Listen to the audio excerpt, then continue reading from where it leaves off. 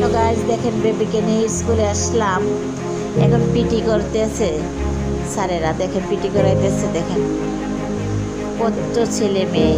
পরে আবার এই বৈঠক দিল, সেখানে আসলাম। ওই যে দেখেন পরে আবার বাসা চলে আসলাম একটু নাস্তা বানানোর জন্য, যে 11টা বাজে এসে আবার নাস্তা খাবে।